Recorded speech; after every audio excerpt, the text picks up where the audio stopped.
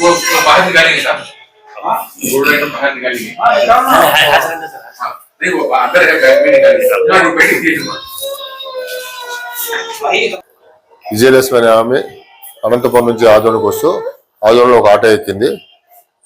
ఆటోలో 4 తులాలు గోల్డ్ పెట్టుకుని మర్చిపోయింది. ఆ పర్సులో ఫోన్ కూడా ఉండింది.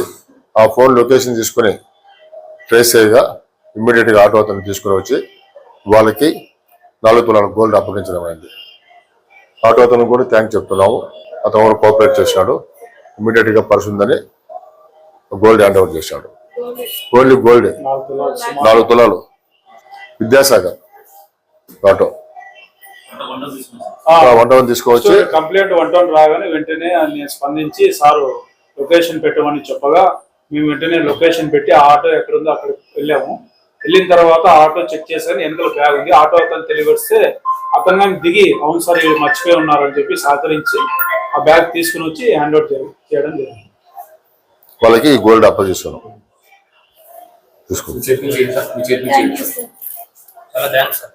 Okay okay.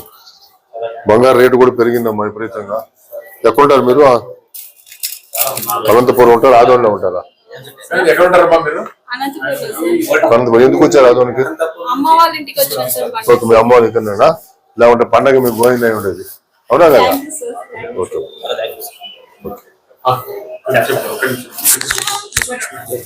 విద్యాసాగర్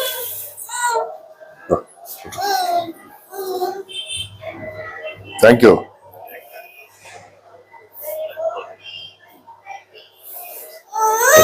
ఓకే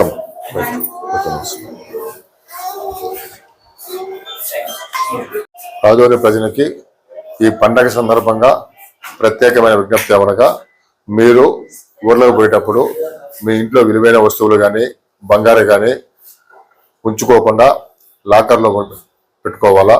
వాటిని భద్రంగా జాగ్రత్తగా పెట్టుకోవాలా. ఒకవేళ మీరు అలాగని పోయేటప్పుడు మీరు కనీసం పోలీస్ స్టేషన్కి 1 టౌన్ అయితే 1 టౌన్, 2 టౌన్, 3 టౌన్ పోలీస్ స్టేషన్కి మేము పోతున్నామంటే మా బీట్ కానిస్టేబుల్ ప్రాపర్గా మూవ్ చేస్తూ మీ ఇల్లుని గమనిస్తారు.